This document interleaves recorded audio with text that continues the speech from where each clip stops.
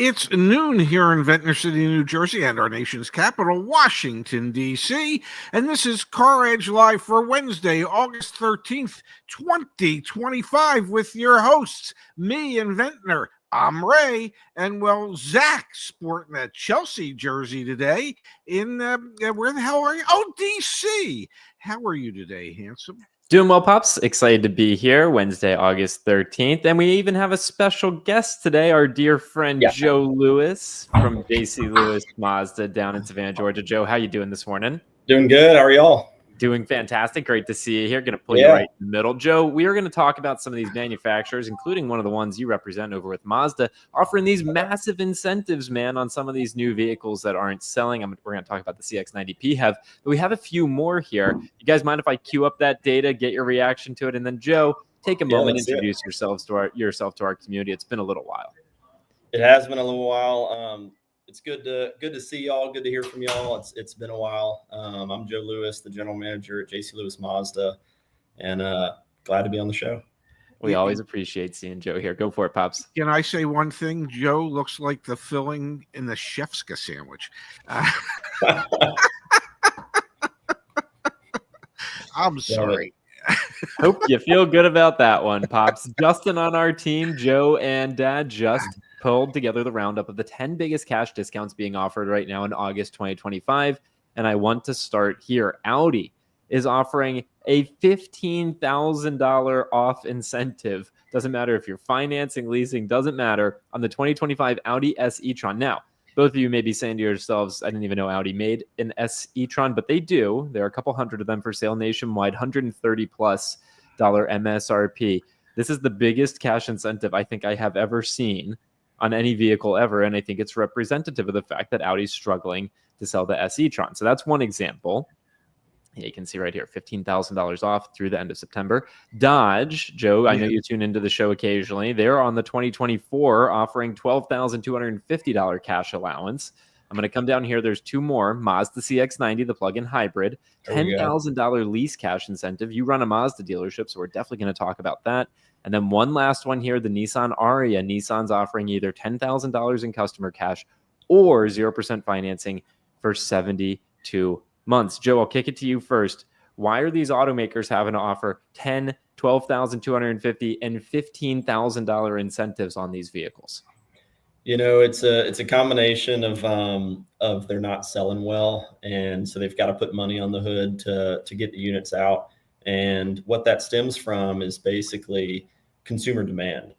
I always say that the manufacturers and the government can't make people want certain things. And so when you build these electric cars, these hybrids, whatever the case, that we thought everyone wanted a few years ago, and now it turns out not as many people do want them. You've got to put these huge incentives to move them. So what I tell everyone is, hey, if you want a great deal or a lot of rebate or incentive, go for it, but just be prepared. You know that you can't buy one of those cars and then trade it in a year later, because the reason they're putting that money, when you put all that money on a new car, it makes the used versions of it worth even less on the trade-in side.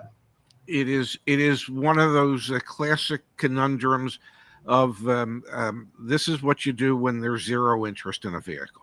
I mean, that's realistically what it boils down to.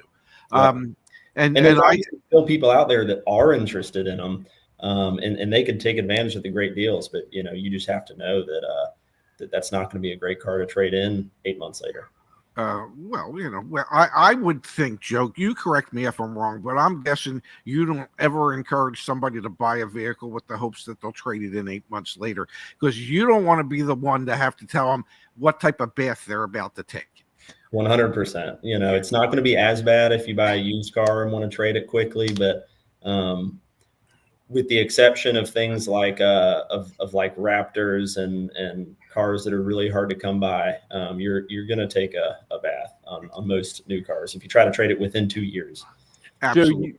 You're running a dealership presently, right? Pops, you've been out of the industry for a handful of years now. I want to just ask you both, though, the magnitudes of scale that we're seeing here on these cash incentives. Is this shocking to you, or is this kind of just par for the course? I'm thinking, Dad, back in the day, did you see anything like this? Joe, have you seen the manufacturers step up on the incentives? What is kind of your read on the room? Because when I see $15,000, I mean, that's a huge amount of money. That's a tremendous amount of money. Joe, I'll let you take it first. Yeah, I think we're getting back to pre-COVID incentives. We're starting to see really big rebates and discounts and incentives on cars, but I think it's mainly bigger now because cars are more expensive.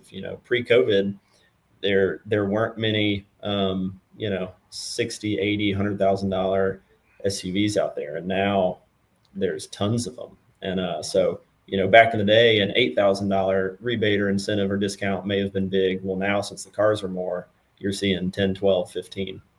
You look at the Audi, for example. It's a $15,000 discount on a $135,000 car.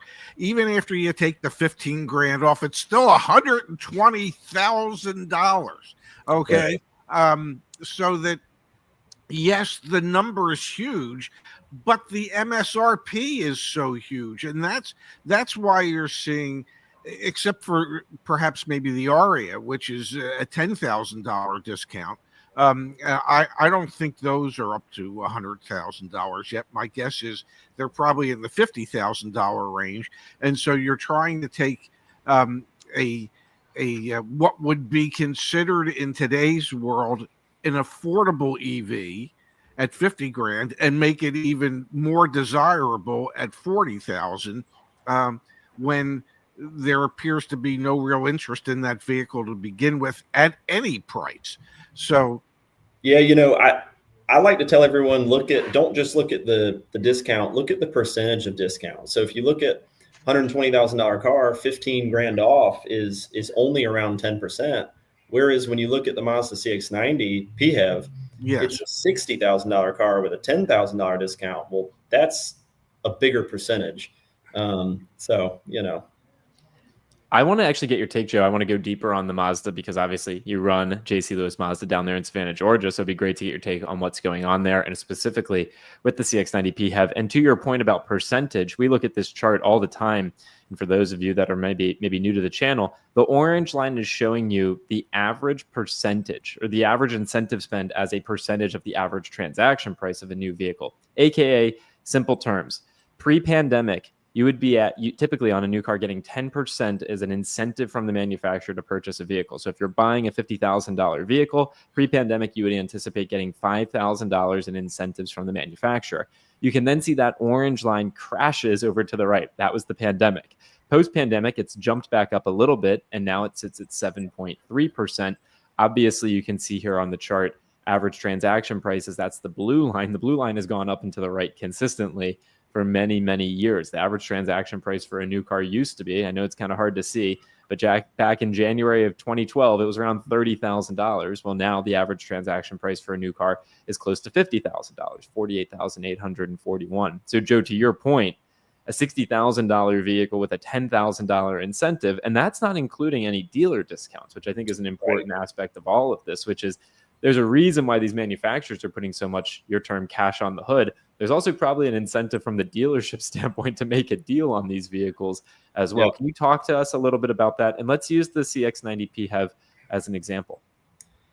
Yeah, there's a huge incentive. Obviously, we already covered how the cars that have the big rebates and incentives are the ones that there's a lower demand for. And when there's a lower demand for it, we know we've got to get really aggressive to move those units. I think the CX-90 PHEV is a good car, and it can suit certain people's needs, just not as many as the gas version does. So, what I've done is I've tried not to get many PHEVs in my inventory. I've currently got 0. You can obviously come here and buy one from me. I would just have to go get it from another dealership. I just saw where the lack of consumer demand, and so I chose not to allow Mazda to send me any of them. It doesn't mean I don't think it's a good car. I just don't want to have PHEVs sitting on my lot for 1 or 2 or 300 days without selling it. If someone wants one, great, I can find them the exact one they want, but I'm going to go get it. I just don't want it on my floor plan. Pops, I wanna get your take on this, but Joe, I want you to know Mazda actually gave me for a week a press vehicle, and it is a CX-90 PHEV. So they're out there, folks. You can get your hands on them. And I've been driving it around, and it's a great car. I mean, I think, is it a $60,000 vehicle? No, like that's been my read on it since day zero. $50,000 with the lease money factor where it is, where you can get into it for under $250 a month with $4,000 down on a lease. Like now we're talking. I mean, that becomes really attractive. But I think there's a lot of work Mazda's had to do to get to that point, which then, you look at the other vehicles on this list, the Dodge Charger, Daytona, like we're talking about 2024s and there's still plenty of them out there. They're just not selling. These vehicles that get these huge incentives just don't sell. Yeah. Well, I think the thing that you could look at is the vehicles that sell really, really, really quickly. The percentage of incentive on those is minuscule in comparison to the vehicles that don't sell. It's a pretty simple concept. Yeah. You can produce things, and obviously you produce them with the thought that people are going to want them. And then when suddenly a year in, you're absolutely shocked as the producer of that commodity that, well, nobody wants it. There's only certain things you can do to get people interested in it, and that is to lower the price.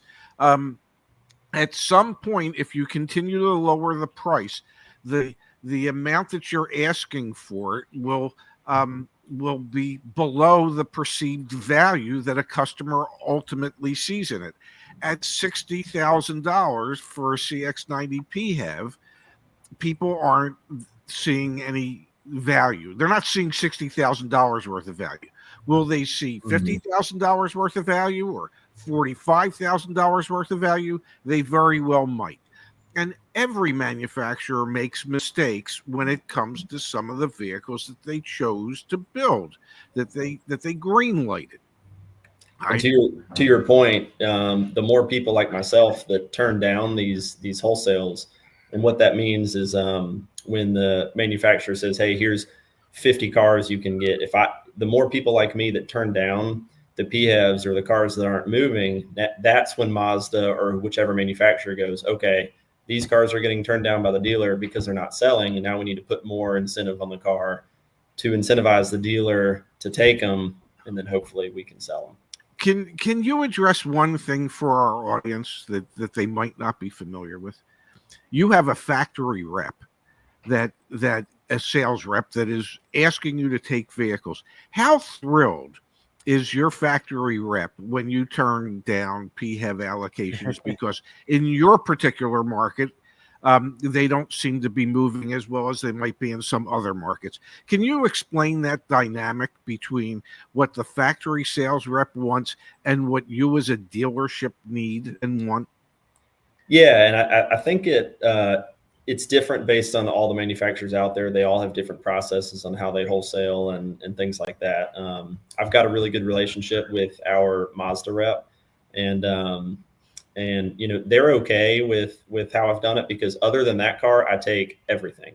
Gotcha. I don't want to be looked at as a dealer that is turning down a ton of their stuff, but typically every allocation they'll try to send me a couple PHEVs, and those 1 or 2 cars are the only ones that I turn down. I know y'all usually get into reading through the comments. I see one that I kind of want to address. Go for it, Joe. Go for it. So David Lusk commented, "What's the oldest car in his lot at this current moment?" So I just pulled it up. We do a pretty good job of inventory management here. I've got a 169-day-old CX-5. That's the oldest car in my lot. So let's talk about that for a moment, because me and my dad come on here all the time and we preach to people, go ask the dealership for the make, model, color you want, ask the oldest one that's on the lot. And I know we've had this conversation before, Joe, but it's been a couple months, maybe things have changed. What happens when a customer comes in and takes an interest in that particular CX-5? What have you said to your sales team? What are you saying to that customer? What does it mean compared to one that maybe just came off the truck? Yeah, no, everybody knows the way I run the show here is that car's in the showroom right now, and if you want the best deal, it's on that car. My next oldest car is 139 days old, so and then a couple at 138 days old. So, my top 5, top 10 oldest cars are the ones that I'm going to get the most aggressive on. Can you explain to the folks, because we keep recommending to customers, find out what the oldest vehicle in stock is in the make and model that you want. And because of all the floor plan costs associated with that vehicle, the dealer is going to be highly motivated to move it. Well, the comments I get on that, well, if they've got so much more invested in it because of all that floor plan that they paid, why would they want to give you a good deal? Would you please explain to people the motivation behind, I don't want to have to pay any more interest on this damn car. I don't care what it costs to get rid of it. Yeah, so there's some, you've got floor plan and you've got something called a holding cost. So what we're paying in interest every day or every month on a car for it to sit here, because we don't outright own every new car that's sitting on our lot.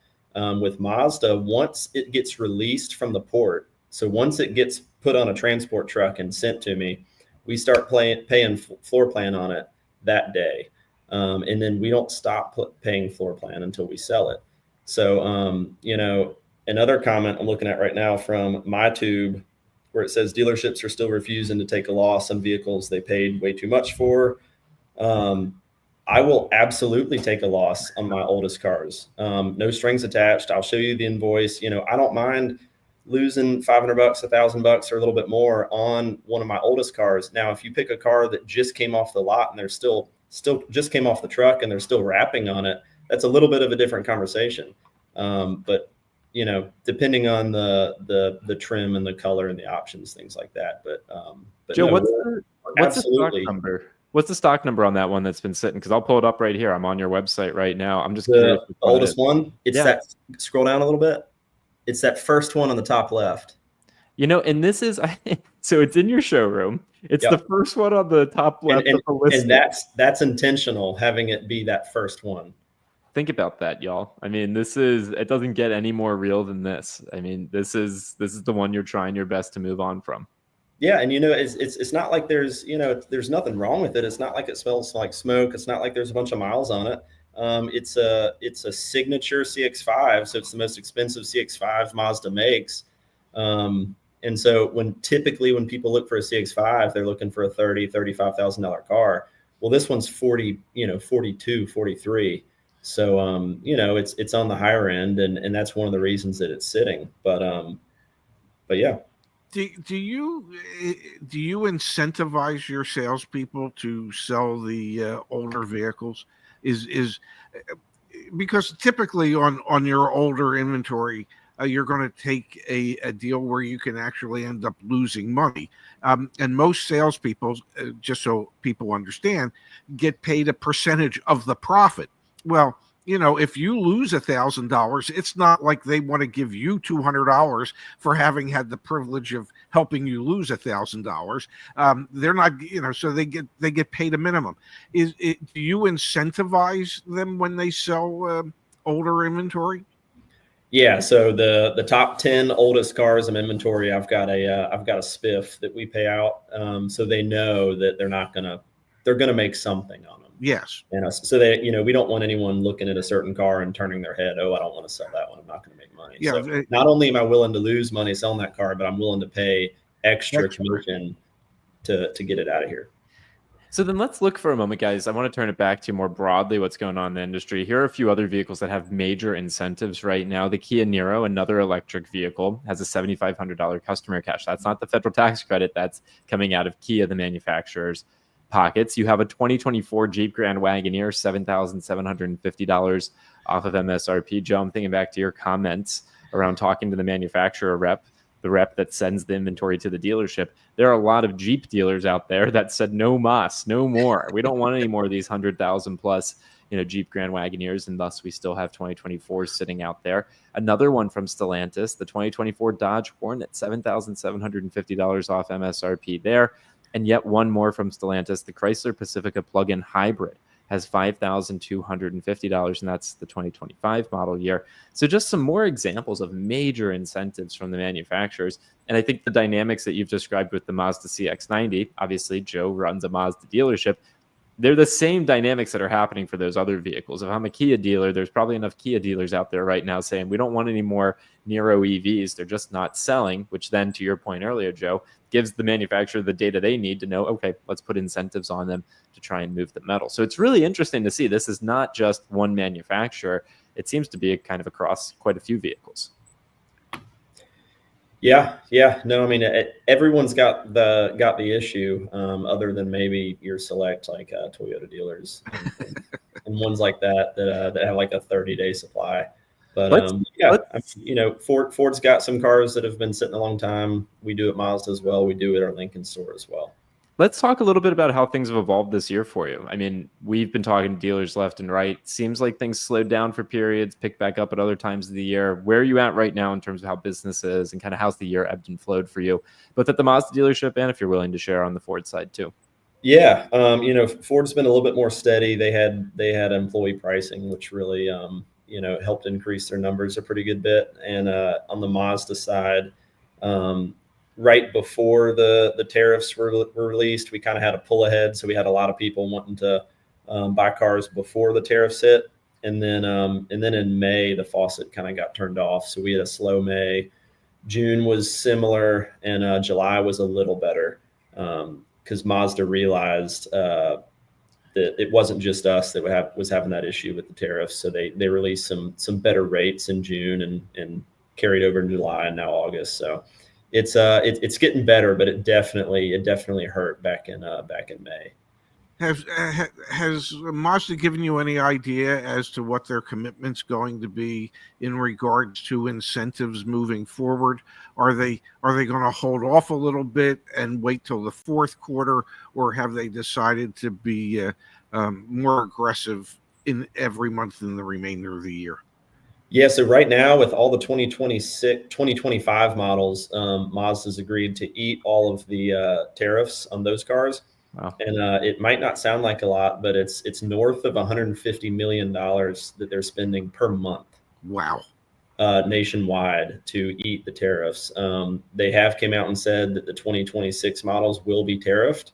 So if you're looking, and that's a 15% tariff is what they landed on. Now that doesn't mean MSRPs are going to increase 15%. What it means is, special rates right now are higher than they were several months ago. So that's part of it. They're going to, tweak their marketing numbers a little bit, and hopefully that number lands somewhere around 3, 4, 5%.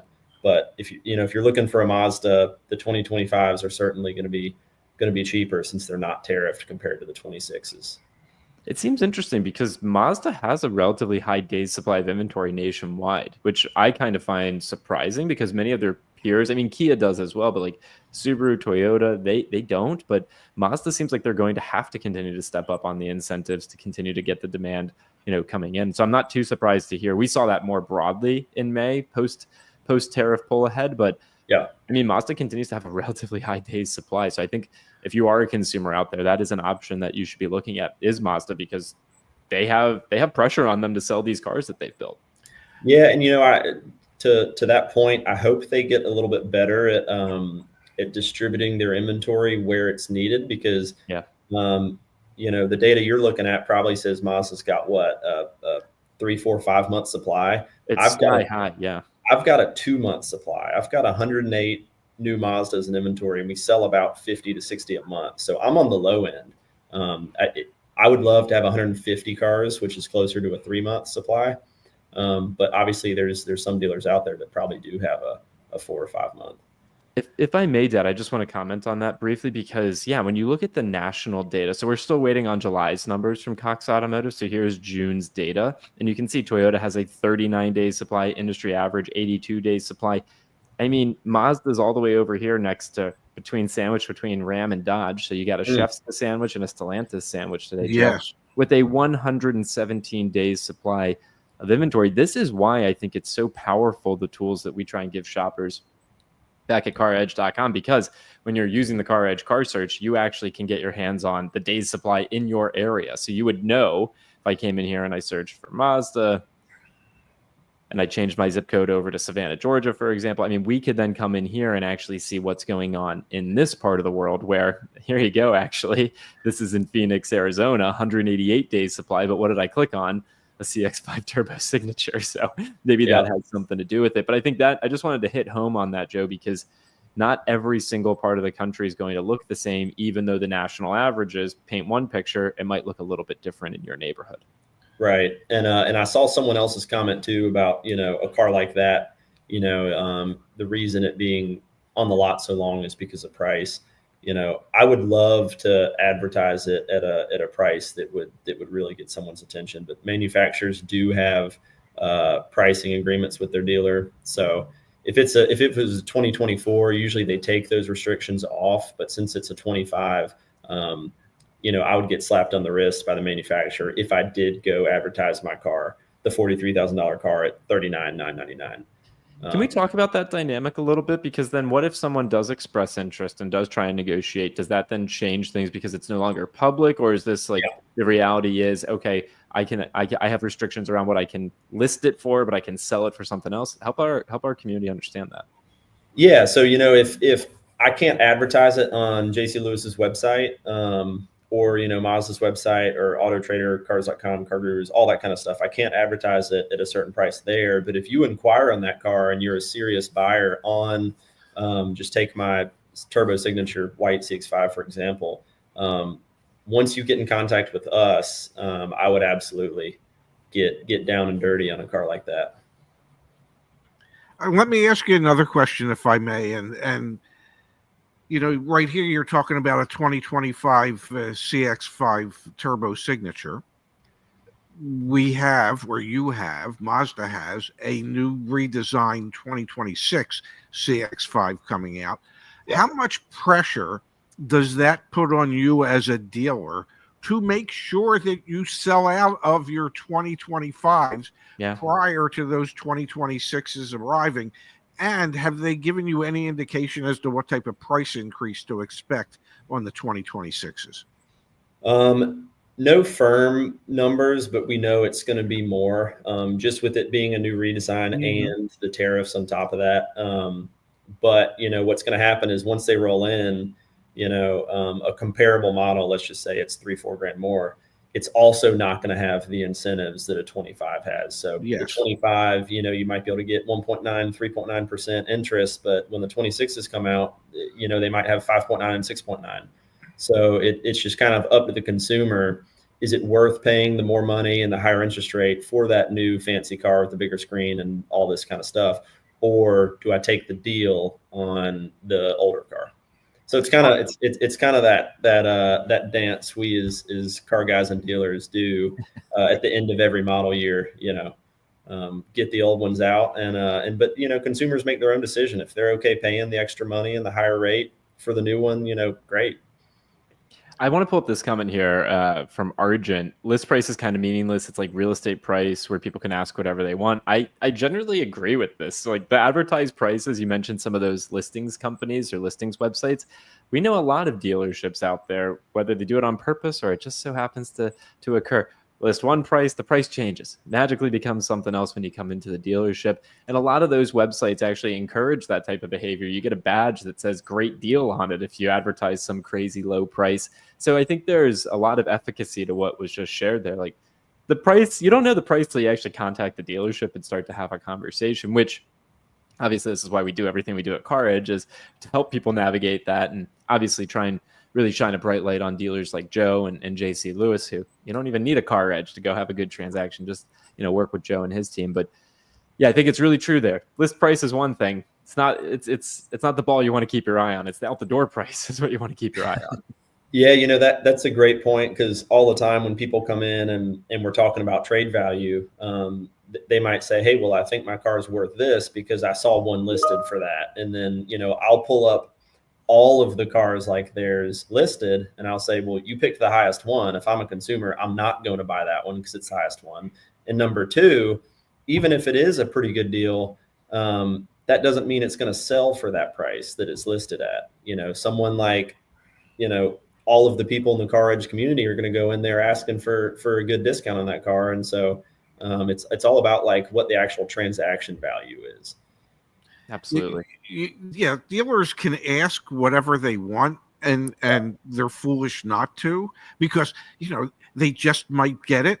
That doesn't mean that a consumer can't ask what they want, because they'd be foolish not to. The dealer just might give it to them at the price that they want. But you have to realize that when you see a vehicle advertised at a price, that doesn't necessarily correlate to what the vehicle is going to sell for. And as I used to like to say when I was actively in the business, every time I traded a car, it was a crapshoot. Yes, I thought that I traded it at a number where I would be able to turn around and sell it and make a profit. But there were many times in my career that I was proven absolutely wrong, and I couldn't sell it and make a profit. I could sell it and lose money, and did. We try in the industry, you try and use as much data as you have to come up with fair pricing so that you can move something in a timely manner. But there's never a guarantee that it's going to actually happen. Yeah, you're spot on. Spot on. Joe, I want to be respectful. I know you've got a dealership to run. Appreciate you jumping on with us. That being said, have you seen our AI Negotiator? Have you heard about this? Have I shown you this? I want to kind of live get your take on it. Okay. One thing I want to add before we jump into that is going back onto the whole pricing. You can ask the world. Everyone needs to know that in today's day and age, in this, all the technology, all the data. Take CarEdge, for example, all the data they provide with, hey, this is what kind of discount you should get. This is the market day supply. All of that stuff. People do need to realize that if I list a car online, take a used car, for example, for $3 or $4 or $5 more than what the average market price is, nobody's going to click on my car. Exactly. It's not like the 1980s where there was no internet and you just go in and ask for a price and they give you one and you don't know. Now, if you're looking for a 2020 Toyota RAV4, you can go online and find prices on all of them in the same trim level and find out what's a good deal and what's a bad deal. So there's, I wouldn't say all, but most dealers are pricing their cars fairly or fair enough to where people will actually click on it. If you're the highest one, no one's going to click on it. I will say though, Joe, the devil's still in the details though, because you have all these dealers that add all sorts of fees. You could have an insanely competitively priced used Toyota RAV4, but then next thing you know, you ask for the out the door and there's the recon fee. Like, so I hear you, and that's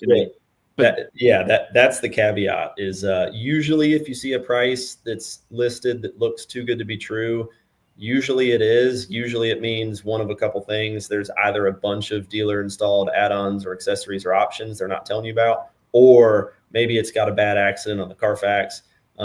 Usually there's a reason why. If you see an outlier at least. That's why I'm really interested. I want to get your take here on what we've built. This is live. Joe has no clue it's coming. We're going to get his take. But before we do, from Rich, appreciate it, Rich. Thank you, Rich. Thank you for the kind contribution. Joe, I got you for a coffee next time I'm down in Savannah. Thank you, Rich, for that. So, Joe, one of the things that we built over here on the CarEdge side, and we're really proud of, over 1,000 people have paid and started using this, which we think is really incredible, is we've built this AI Negotiator. Super curious to get your take as a dealer in the industry right now. So, for example, here's a 2025 BMW X3 that I expressed interest in. It's near my dad in Atlantic City. I don't think I'm going to buy it, but maybe I will. Maybe if my little negotiator gets me as good of a price as I think it can. What I do, let me jump back over. What I do is I click on negotiate this for me. Then it shows up in my little dashboard over here. So this is the particular vehicle that we're working on. And Joe, what's really interesting about this is that for the customer, for me as the user, what CarEdge did is created an email address and a phone number that goes back to CarEdge, but communicates as, in my case, Zach Shefska. So it contacts the dealership, so you can see here, and requests an out the door price. The dealership gets back with some sort of automated reply. My AI agent replied back. The dealership replied back. I replied back. The dealership replied back. I replied back. The dealership replied back. I replied back. All the way through, Joe, to the point where still no quote. No, I got myself in there. Okay. In there was an out the door quote. And so you can see here like, this is what's great about it is I get the actual, MSRP. Here's the discount the dealership's willing to offer, the selling price, the doc fee, et cetera, et cetera, et cetera. This, I think, can be a really powerful tool for customers. I mean, they could be at work, they could be at their kid's soccer practice, because at the end of the day, like we were saying a moment ago, I think you just got to get your hands on OTD quotes, out the door price quotes. And I'm curious your thoughts on this as a car dealer, seeing what we're building over here. I think it's funny because dealers are starting to use AI to reply to customers, and so my first thought is it's funny how we're going to be having AI talking to AI trying to negotiate car deals. Yep. Let me ask you a question, Joe. Do you think when it's AI negotiating against AI and you've set the floor as to what your AI can offer, do you think your AI gets to that floor quicker than your human salesperson might, and that the transaction time goes way down because our AI agent's fighting your AI agent, and both AI agents know, well, there's no human involved here. Let's just get to the bottom line. Do you think that could be a real possibility? Yeah, I don't know. I can't speak to everyone's AI, but the AI that we use doesn't discuss pricing. It just kind of is there to if you put in a lead at 10 o'clock at night and and we're not open, there's not a salesperson to answer it. Our AI simply says, "Hey, thanks for the inquiry. We'll have a salesperson check on this for you during business hours. Is there anything else I can help you with?" kind of thing. But yeah, I mean, I think that's a $1 million question, how that would go. But I mean, what I would say to everyone is if the dealership you're working with has a bunch of BS fees on there and add-ons, and they won't give you an out the door price, and they won't be transparent and show you things like the invoice for the car you're buying, then it's probably the wrong dealership. We try to be overly transparent and honest. If you come in here and see me, I'll print the invoice. I'll show you everything. That's just how we do it. Well, we appreciate that. And just one final note here. Do you think Allen Iverson would have ever thought he would be as popular today as he was back then? It's AI here, AI there. I think he's going to have a comeback, guys. Allen Iverson's going to have a comeback here in the AI era. Joe, we appreciate your time as always. I'll text you after today's show. We'd love to show you what we're doing on the AI stuff. Yeah, that'd be great. So cool, man. And maybe there's a way that we can work with you and your team to try and streamline some stuff. But we appreciate your time as always. Joe with JC Lewis. Again, folks, he's got one of those Mazda CX-5s on his lot that he's trying to move. So I'll pull it back up on the screen really quickly. His website is jclewis.com. Then you can see the Ford and Mazda inventory. It's this one right here. All right, guys, where's the stock number on it? CX55108. Joe's got some advertising restrictions for what discount he can show online, but can't wait to hear in a week or two how much someone from CarEdge beat him up. Got a good deal. I'll go ahead and save you all the time. I'll do $39,999 on that car plus taxes and fees. There you go, folks. $3,600 in discount. Let's go. Someone take advantage of that, pretty please. Joe, we appreciate your transparency. We appreciate your flexibility. Thank you, as always, for joining us. And briefly, we've got here from Kenny. Thank you, Kenny, for the kind contribution. A Ford dealership sold me a FCTP vehicle. They misclassified both the title application and the bill of sale to reflect it was a new vehicle, but the website said that it was to be sold as used. Yucky. That's interesting. Well, Kenny, shoot me an email and we can try and help you out a little bit offline. Zach@CarEdge.com. Joe, enjoy the afternoon. Thank you so much, sir. Thank you all. Appreciate you having me on. Joe, take care, my friend.